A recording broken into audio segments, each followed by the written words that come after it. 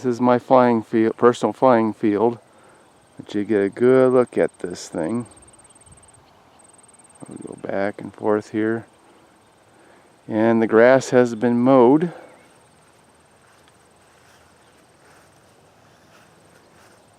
And I think it's about as good as, at least the flying site that I used to go to back when I was learning to fly.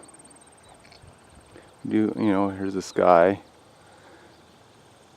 Usually when I take off, I usually start down here at this end, and I run down this end here and try to get off here and go through that area right there.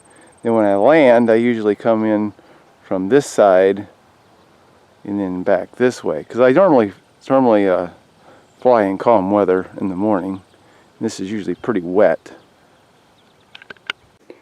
Now for the reason why I'm making this video. I've been in this hobby for a long time. I started in 1996, and there are some things about this hobby that frustrate me. This airplane here, I want to talk about this in just a few minutes.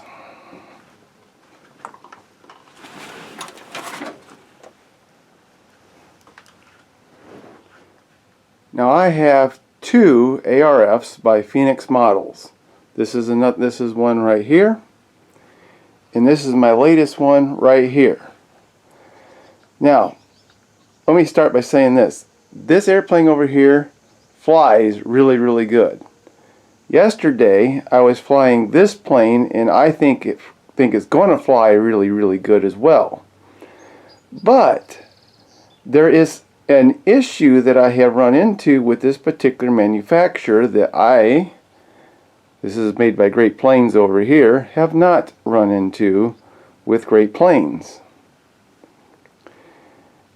And the problem that I've had with these models is I try to balance them exactly where the manufacturer tells me to balance them. On this airplane right here, if you can see, I have a mark here. I balance this upside down on this mark because that's where they say to balance it. This airplane right here, I have a mark right here, and I balance it also upside down on these marks right here. And I do this with my fingers. And here's the thing.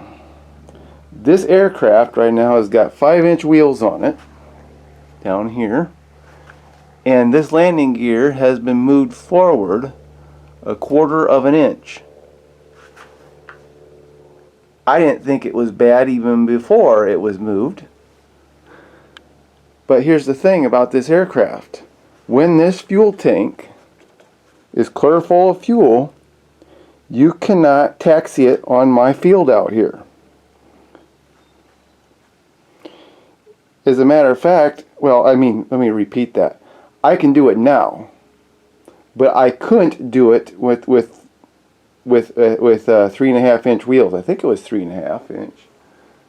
Anyway, it was bigger wheels anyway than what the manufacturer had on it, and it still wouldn't taxi either. And as a matter of fact, what it would do is, as you'd rev up the engine, it wouldn't move at all. It would just flip up on the prop, like it was way, way too nose heavy. I had the same problem with this Ryan airplane over here, and it balanced on the CG. And I ended up having to unweld these wheels right here and kick them forward. This one, just moving them forward, didn't do it. I had to keep going up. I had to get real big wheels on him. Now, I might be able to size down, maybe.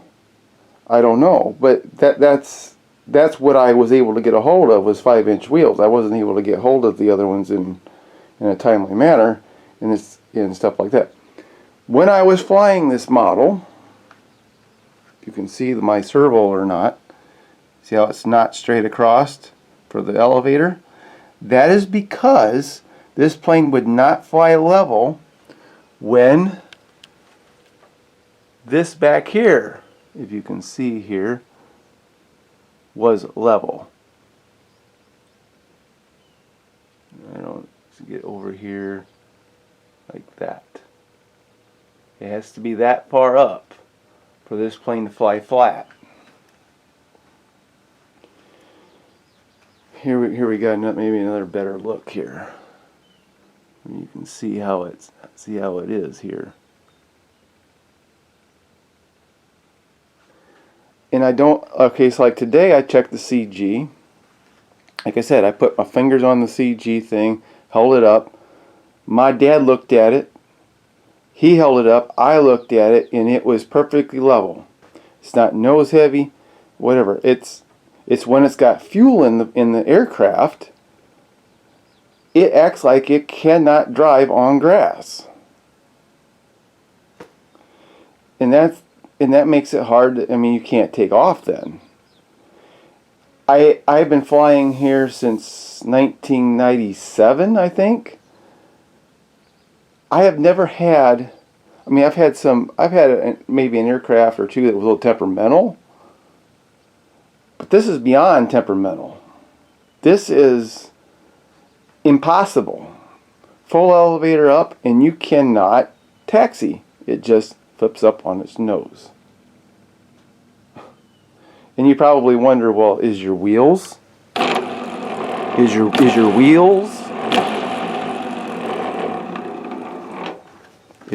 running smooth? I don't know how to make them any better than that. We'll go over here and we'll do it with this one too.